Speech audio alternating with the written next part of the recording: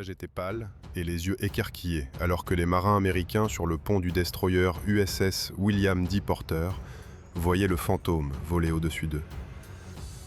C'était la même silhouette à aile basse qui avait autrefois hanté les cauchemars de chaque marin. Le même prédateur qui avait ouvert la guerre à Pearl Harbor 4 ans auparavant. Le bombardier en piqué Aichi D3A était revenu d'entre les morts. Cela faisait longtemps que ce prédateur japonais avait réclamé sa dernière victime. Mais alors que le D3A commençait à virer vers le porteur, chaque marin se précipita vers les canons anti-aériens comme si leur vie en dépendait. Des traces de feu s'élevèrent vers l'attaquant en spirale. Il était obsolète, à peine capable de voler. Pourtant, aucun obus ne pouvait l'arrêter. Puis, dans un éclair, le D3A disparut soudainement sous l'eau. Il y eut un moment de silence avant que l'océan n'explose, une force surnaturelle soulevant la coque du porteur hors de l'eau. C'était un ennemi qui refusait simplement de mourir. Mais comment ce bombardier en était-il arrivé là ? L'année était 1939. En Europe, des nations entières tremblaient déjà, alors que les bottes de la Wehrmacht commençaient la campagne de domination d'Hitler à travers les frontières de l'Allemagne. Pourtant, à travers le monde, les gens craignaient qu'un empire différent ne prenne le contrôle. Dans les cieux du sud-ouest de la Chine, les gens apercevaient des ombres sombres descendant vers eux comme des oiseaux de proie. Les attaques aériennes n'étaient rien de nouveau. Depuis que le Japon avait lancé son invasion, des bombes avaient déchiré le pays jour et nuit, anéantissant les centres-villes et coûtant la vie à des milliers de personnes. La Chine était beaucoup moins équipée que le Japon pour monter une contre-attaque appropriée, forcée de résister par le sacrifice ultime de combattants à la volonté de fer. La bataille avait été horrible, mais d'une manière ou d'une autre, les Chinois avaient réussi à tenir debout. Cependant, alors que les avions japonais continuaient leur approche, les combattants commencèrent à craindre que même la résistance la plus féroce ne suffise pas à contrer la menace entrante cette fois-ci. Ce n'étaient pas les bombardiers biplans auxquels les combattants chinois s'étaient habitués tout au long de la guerre. Le Japon entrait dans une nouvelle ère de l'aviation, introduisant un lot de bombardiers monoplans agiles dans la bataille, transportant leurs pilotes au combat avec une vitesse inouïe et la capacité d'atteindre des cibles lointaines, autrefois considérées comme à l'abri des assauts aériens. Le modèle particulier choisi pour faire pleuvoir la dévastation sur la Chine ce jour-là était encore expérimental, déployé pour prouver sa létalité avant que la marine japonaise ne lui donne officiellement le feu vert pour la production de masse. Et il ne déçut pas. Filant à 435 km/h, les prédateurs étaient l'un des attaquants japonais les plus rapides que les Chinois aient jamais rencontrés. Les défenseurs essayèrent de les abattre, mais leurs défenses anti-aériennes basiques ne pouvaient même pas égratigner leur fuselage. Les attaquants répondirent au feu avec leurs mitrailleuses jumelles type 97 de 7,7 mm, forçant les hommes au sol à bondir pour se mettre à couvert avant qu'un obus ne les trouve. À l'intérieur des cockpits, les pilotes japonais ne prirent même pas la peine de scruter les cieux à la recherche de chasseurs ennemis venant à leur rencontre. Ils savaient que tout ce que les Chinois enverraient contre eux ne pourrait possiblement égaler les bêtes qu'ils commandaient. Au lieu de cela, les aviateurs continuèrent à se faufiler à travers les cieux ennemis avec une grâce sans effort, jusqu'à ce qu'il soit temps de commencer le test final de l'avion. Larguer leurs bombes. Un par un, les avions commencèrent à ouvrir leurs soutes et à envoyer des géants de 250 kg dégringoler en contrebas. Une fois que les explosions se répandirent sur le sol, les pilotes couronnèrent la frappe avec une autre salve, cette fois soutenue par les 2 charges de 60 kg montées sous les ailes de leur appareil. S'il restait des cibles encore debout, ces coups de suivi garantiraient qu'elles disparaissent à jamais. Au moment où la formation vira pour rentrer à la base, les Chinois luttaient encore pour comprendre ce qui s'était passé. Il faudrait du temps avant de réaliser qu'ils venaient de devenir les premières victimes de la plus nouvelle arme du Japon, l'un des bombardiers en piqué les plus avancés que le monde ait vu jusqu'à ce point. L'ère de l'Aichi D3A avait commencé. Même avant que la guerre avec la Chine n'éclate, la marine impériale japonaise cherchait déjà un modèle embarqué capable de remplacer son vieillissant bombardier en piqué biplan D1A. Le D1A, bien que respectable en vitesse et en portée pour son époque, étaient désespérément dépassés par les nouveaux designs émergents en Europe et aux États-Unis. Des avions comme le Lockheed Model 9 américain et le Heinkel HE-70 Blitz allemand avaient commencé à expérimenter avec des ailes montées bas, ce qui permettait aux avions de voler plus vite, de grimper plus rapidement et de manœuvrer avec une facilité surprenante. De nombreux fabricants japonais tentèrent de créer leur propre version d'avions à aile basse. Cependant, ce fut la firme basée à Nagoya, Aichi Kokuki, qui réussit à produire un design suffisamment impressionnant pour que la marine commande un prototype formel. La première version apparut dès 1937. Cependant, les ingénieurs comprirent rapidement que créer un modèle destiné à révolutionner la flotte de bombardiers du Japon ne pouvait pas se faire du jour au lendemain. Les prototypes initiaux étaient trop lents dans leur piqué, instables dans leurs virages, et leurs freins menaçaient de se déchirer en plein vol chaque fois qu'ils étaient testés. Le projet continua de se transformer alors que les ingénieurs étaient forcés de recommencer encore et encore. Le moteur radial Nakajima Hikari 1 de 9 cylindres d'origine fut finalement abandonné au profit du Mitsubishi Kinsei 3, un moteur de 14 cylindres qui, bien que seulement marginalement plus rapide, était beaucoup plus fiable et donnait aux pilotes une plus grande confiance dans le cockpit. La queue et les ailes commencèrent à s'élargir pour fournir une meilleure stabilité, et les freins de piquet fragiles furent renforcés jusqu'à ce qu'ils deviennent assez solides pour supporter même les piquets les plus drastiques. Des années passèrent avant que l'avion ne soit finalement jugé prêt. Pourtant, quand la version approuvée sortit, l'attente s'avéra valoir la peine. Dans la campagne contre la Chine, le nouveau D3A, plus tard connu sous le nom de VAL, aida l'Empire à sécuriser des routes d'approvisionnement critiques, à marteler les lignes de transport et à étendre sa campagne de bombardement sur Chongqing, la ville devenue la capitale de fortune de la Chine. Au début des années 1940, le D3A étendit la pression du Japon vers la mer. Les navires de ravitaillement transportant les dernières bouées de sauvetage chinoises en nourriture, armes et espoirs furent soudainement traqués par des escadrons de bombardiers en piqué, descendant sur eux en plongée quasi verticale. Pour les marins sur le pont, il semblait que les jours de la Chine étaient comptés. Le D3A avait prouvé sa valeur en Chine, et avec peu d'opposition aérienne à craindre, les dirigeants du Japon devinrent plus audacieux. Les commandants commencèrent à considérer que ces nouveaux bombardiers étaient assez puissants pour abattre des ennemis qu'ils pensaient autrefois trop puissants pour partir en guerre contre eux, et peut-être maintenant pouvaient-ils enfin se permettre de viser leur regard plus loin qu'ils n'avaient jamais rêvé. Jusqu'aux côtes américaines, en 1941, l'Amérique n'avait pas encore rejoint la Seconde Guerre mondiale. Le gouvernement et le public restaient sceptiques quant à l'entrée dans un autre conflit armé, les horreurs de la Première Guerre mondiale hantant encore la nation. Pourtant, même lorsque l'Amérique insistait pour rester en dehors du combat, le Japon savait que les États-Unis n'étaient pas un rival qu'il pouvait ignorer. Au moment où la campagne du Japon à travers le Pacifique pressait trop près pour être confortable, les Américains se dresseraient sûrement contre leurs forces et menaceraient le territoire pour lequel ils s'étaient battus bec et ongles pour sécuriser. Le Japon devait s'assurer que les États-Unis ne pourraient pas riposter. Et la seule façon d'y parvenir était par un raid surprise qui paralyserait ses défenses navales. C'était un plan audacieux, mais avec les bons attaquants, cela pourrait fonctionner. Vers 8 heures du matin, le 7 décembre 1941, le personnel américain regarda les écrans radars avec une inquiétude écrite sur leur visage. Les systèmes venaient de commencer à capter des essaims d'avions entrants, approchant droit vers eux. D'un groupe de porte-avions japonais stationnés en mer, des dizaines de D3A décollaient vers la base, bombes chaudes et prêtes à partir. Les alarmes retentirent alors que le chaos déchirait le port. Les marins se précipitèrent à leur poste, mais l'attaque était trop rapide et trop violente pour qu'une défense organisée ait lieu. Les explosions éclatèrent en succession rapide, alors que les pilotes de D3A, flanqués de Nakajima B5N et de Mitsubishi A6M, pressaient leurs attaques sans pitié. Depuis le sol, des hommes désespérés ripostèrent avec tout ce qu'ils avaient sous la main.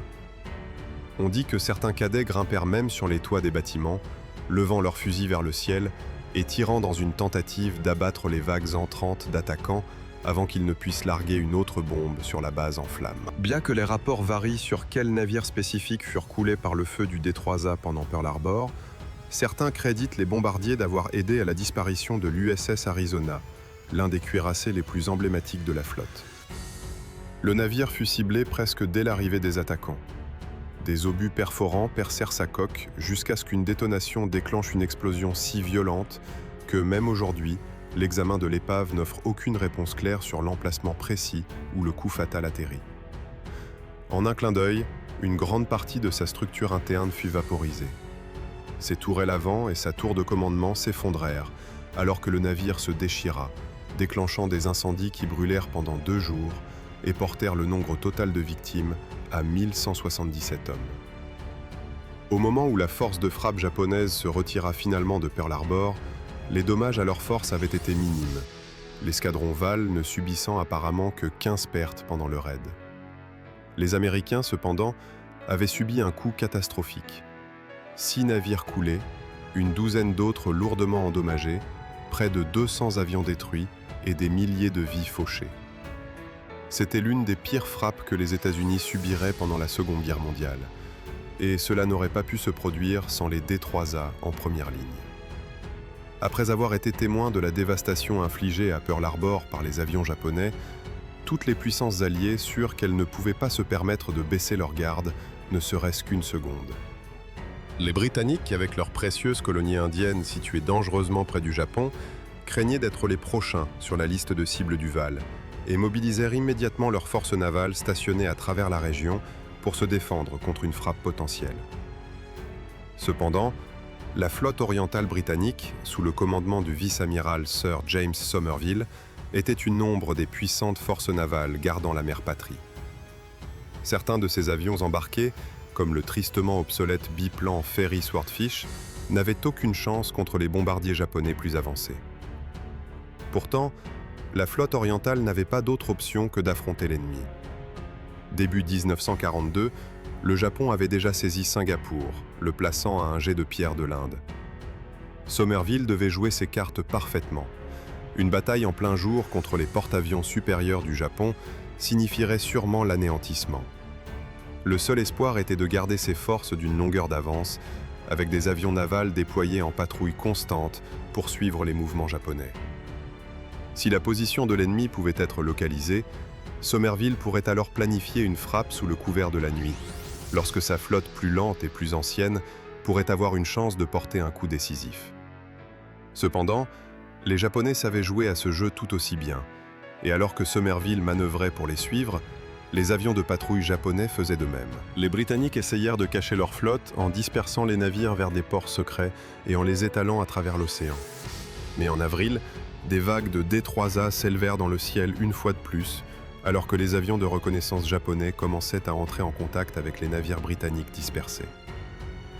Que ce soit parce que les Japonais étaient pressés d'attaquer ces navires avant qu'ils ne s'échappent, ou parce que l'approvisionnement du Japon en bombes perforantes s'épuisait, certains Val décollèrent en ne transportant que des munitions à usage général conçues pour des cibles terrestres. À première vue, cela semblait être un coup de chance pour les Britanniques. En réalité, c'était exactement le contraire. Alors que les D3A plongeaient sur leur cible, ces bombes plus légères déchirèrent les ponts exposés et brisèrent les batteries anti-aériennes. Une fois les défenseurs réduits au silence, les navires restèrent sans défense contre la prochaine vague d'attaquants, prête à porter le coup final. Cette découverte accidentelle avait justement augmenté les pouvoirs déjà mortels du D3A, et au cours du raid japonais dans l'océan Indien, plus de 20 navires seraient abattus en suivant cette même tactique. Parmi les pertes les plus notables se trouvait le porte-avions britannique HMS Hermes, essaimé par près de 80 Val et, après avoir enduré plus de 40 coups directs, coulant avec 307 hommes encore à bord. Le pire cauchemar des Britanniques devenait réalité. Et pour les Américains, à peine quelques mois dans la guerre, la possibilité d'être témoin de l'effondrement de tout le Pacifique et de l'océan Indien avant d'avoir eu la chance de venger Pearl Harbor, commençait à ressembler à une possibilité très réelle. Avec la flotte orientale britannique saignant en eau libre, il semblait que ce n'était qu'une question de temps avant que les forces japonaises ne descendent pour achever les restes de Somerville et arracher l'Inde des mains britanniques.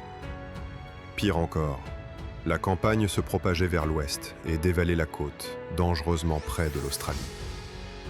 La seule façon d'arrêter l'ennemi et ses meutes mortelles de D3A était que les Américains portent un coup décisif.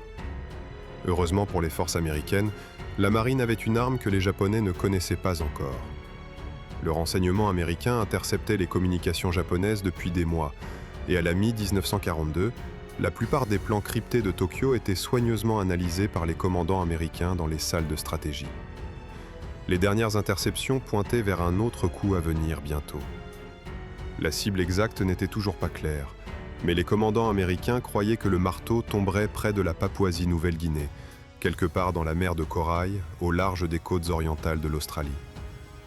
Envoyer des porte-avions pour faire face à cette menace risquait de subir le même sort que les Britanniques avaient enduré dans l'océan Indien.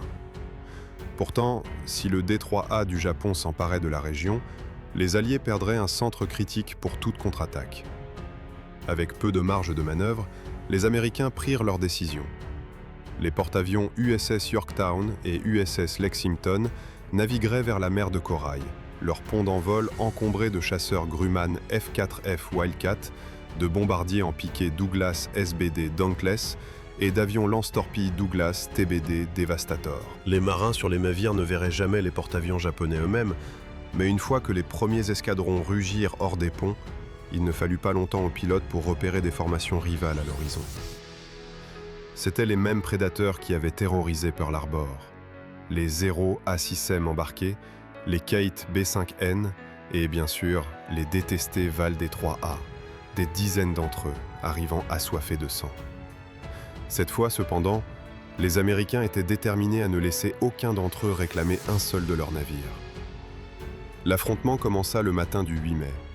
Les pilotes américains esquivèrent et virèrent alors que les ennemis déclenchaient des flots de feu dans leur direction, retournant l'attaque avec des rafales de leur propre chef alors qu'ils se frayaient un chemin à travers la formation.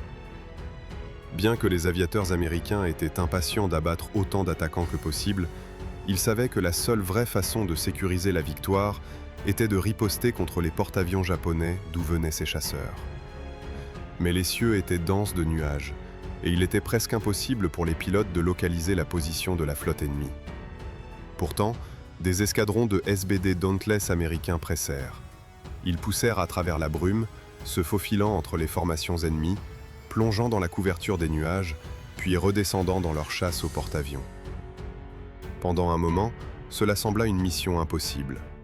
Puis, soudainement, un pilote repéra une ombre à travers la brume, la forme indubitable du redouté porte-avions Shokaku, transportant certains des mêmes Aichi D3A qui avaient fait pleuvoir le feu sur Pearl Harbor quelques mois auparavant. Avant que les avions japonais les poursuivants ne puissent se rapprocher, 2 Dauntless se détachèrent, plongèrent fort et larguèrent leur bombe de 450 kg. Ils frappèrent proprement. Le porte-avions entier trembla alors que les explosions déchirèrent ses ponts, ateliers et réservoirs de carburant, éclatant en feu. Des centaines d'hommes furent emportés en un instant, et les opérations aériennes furent interrompues. Cela semblait une victoire américaine décisive, mais à leur propre position, la situation n'était pas bonne. Un groupe de D3A et de B5N, qui avaient réussi à quitter leur porte-avions avant que les Américains ne les atteignent, avaient trouvé l'USS Lexington. Les chasseurs américains tentèrent de les intercepter, mais avant qu'ils ne puissent être abattus, les attaquants étaient déjà à portée de frappe. Les marins à bord du Lexington balancèrent leurs canons anti-aériens vers le ciel, remplissant l'air d'une tempête de traceurs. 4 bombardiers furent arrachés du ciel avant de pouvoir larguer leurs torpilles, mais les autres pressèrent. Une série de coups de torpille frappa le flanc bâbord du Lexington. Le navire frémit alors que l'eau de mer se déversa dans la coque. Les chaudières furent mises hors ligne, sa vitesse tomba à seulement 39 km/h et les systèmes à travers le navire commencèrent à défaillir. Les équipes de contrôle des dégâts coururent pour contenir la situation, mais peu après que les torpilles eurent frappé, un groupe de 20 D3A descendit d'en haut. Les bombes plurent sur les ponts du porte-avions. Une explosa directement au-dessus d'un équipage de canons défensifs, les éliminant instantanément. Une autre explosion déchira les compartiments et enflamma le carburant, envoyant le feu faire rage à travers ce qui restait des systèmes du navire. Même après que les D3A eurent fui la scène du crime, les explosions et les incendies continuèrent de faire rage à travers la coque du Lexington. Au moment où la bataille fut terminée, le seul choix restant était de saborder le Lexington. Le D3A avait réussi à réclamer encore un autre porte-avions américain. Un mois après la bataille de la mer de Corail, les D3A japonais étaient déjà en route pour porter un autre coup contre les Alliés. Cette fois, la cible était Midway, un minuscule groupe d'îles situé à peu près à mi-chemin entre le Japon et les États-Unis. Au moment où les écrans radars s'allumèrent avec les attaquants approchant, les F-4F et F-2A américains décollèrent dans le ciel. Cependant, les Japonais n'étaient pas faciles à contrer, et pour chaque zéro ou val que les Américains parvenaient à abattre, un autre semblait se matérialiser, retournant le feu avec fureur contre les défenseurs. Bientôt, les chasseurs américains furent submergés. Les D3A se glissèrent à travers les fissures de la formation et plongèrent sur l'île en contrebas. La terre vola dans l'air alors que les explosions déchiraient les défenses et les pistes. Pourtant, lorsque la poussière se dissipa, les aérodromes restèrent opérationnels. Frustrés, les pilotes de D3A virèrent vers leur porte-avions, rapportant qu'une seconde frappe serait nécessaire. L'amiral Chuichi Nagumo, commandant les porte-avions Kaga, Soryu, Akagi et Hiryu, donna l'ordre, et les équipages se précipitèrent pour réarmer et ravitailler la prochaine vague. Des bondes, des torpilles et des tuyaux de carburant s'étalèrent sur les ponts, mettant les navires dans une position délicate que Nagumo espérait ne durer que quelques minutes. Cependant, avant que le premier avion ne puisse décoller, l'alarme retentit. Des avions américains arrivaient. Les héros grimpèrent dans le ciel. Les intrus, des avions lance-torpilles TBD Devastator américains sans escorte, étaient lents, exposés et proie facile. L'un après l'autre, ils furent déchiquetés, plongeant dans la mer sans un seul coup à montrer pour leur bravoure. Cependant, leur sacrifice ne fut pas vain. Les héros étaient maintenant dispersés et à court de munitions. Incapables de défendre les porte-avions, toujours emballés d'avions ravitaillés et armés, alors qu'une nouvelle vague de bombardiers en piqué américains approchait. En quelques minutes, des explosions assourdissantes déchirèrent Kaga, Soryu et Akagi, emportant des dizaines de précieux D3A du Japon avec eux. Maintenant, seul le porte-avions Hiryu restait. Les tables avaient tourné, mais l'amiral Nagumo n'était pas un homme à se rendre facilement. Il appela une contre-attaque, et 18 D3A rugirent hors du pont, prêts à venger leurs frères tombés. Sur les ponts du porte-avions américain Yorktown, les marins eurent à peine le temps de balancer leurs canons anti-aériens vers le ciel avant que les groupes de VAL en hauteur ne commencent leur descente vers les ponts du navire. En un instant, l'un des canons du porte-avions fut oblitéré, laissant ses défenses paralysées alors que plus de bombardiers plongeaient vers le navire. Les explosions déchirèrent sa coque. Une explosion élimina une chaudière, et une autre réduisit entièrement sa puissance au silence. Le grand navire commença à agiter, son équipage luttant désespérément juste pour le maintenir à flot. Une fois de plus, le D3A avait prouvé que, peu importe la situation critique, entre les mains de pilotes qualifiés, il pouvait briser même les plus puissants des ennemis. Mais lorsque les pilotes VAL retournèrent à leur porte-avions, ils ne furent pas accueillis par des acclamations de leur commandant, mais par le tonnerre des bombes américaines. Avec la courtoisie des avions du porte-avions qu'ils venaient d'éliminer, le Hiryu fut frappé et coulé. Soudainement, le VAL, le prédateur de Pearl Harbor qui avait terrorisé les marins pendant des années, avait perdu toutes ses principales plateformes de lancement. À la mi-1943, des groupes de D3A filèrent à travers le Pacifique une fois de plus. Cette fois, cependant, ils ne fonçaient pas vers une cible américaine, mais fuyaient un chasseur mordant à leurs talons. À première vue, sa silhouette ressemblait à leur vieux rival, le F-4F Wildcat. Mais ces chasseurs étaient à un autre niveau, plus rapides, plus robustes, plus mortels. Le F-6F L4 américain était arrivé, et il était prêt à repousser les Japonais. On estime qu'au cours de la guerre, les L4 accumuleraient plus de 5000 victoires aériennes, beaucoup aux dépens des bombardiers en piqué vieillissants du Japon. Fin 1944, la situation était critique. Le 1er novembre, le Japon ordonna une frappe immédiate contre les forces américaines près du golfe de Leyte. À bord du destroyer américain Abner Reed, les marins se précipitèrent à leur poste alors qu'un VAL solitaire plongeait droit vers eux. Les canons anti-aériens éclatèrent jusqu'à ce qu'un obus déchire l'aile du bombardier. Le VAL frémit violemment, mais son pilote refusa de se détourner. Avec une détermination sinistre, il tint sa machine stable dans une plongée finale vers le pont du destroyer. Le Val endommagé s'écrasa sur le pont principal, disparaissant dans une explosion qui déchira l'acier. Moins de 30 minutes plus tard, Abner Reed disparut. Ce n'était pas la mission pour laquelle le D3A avait été construit, mais dans son nouveau rôle d'arme kamikaze, le Val pouvait encore gagner de la gloire. Dans les mois qui suivirent, il réclama plus de victimes, dont le destroyer USS William D. Porter pendant la bataille d'Okinawa. Le 2 septembre 1945, alors que les officiels japonais signaient la reddition à bord de l'USS Missouri, le règne du D3A toucha à sa fin. Si cette histoire vous a fasciné, laissez un like et écrivez dans les commentaires quel bombardier de la Seconde Guerre mondiale nous devrions explorer ensuite. Abonnez-vous pour ne manquer aucune histoire militaire captivante. À la prochaine!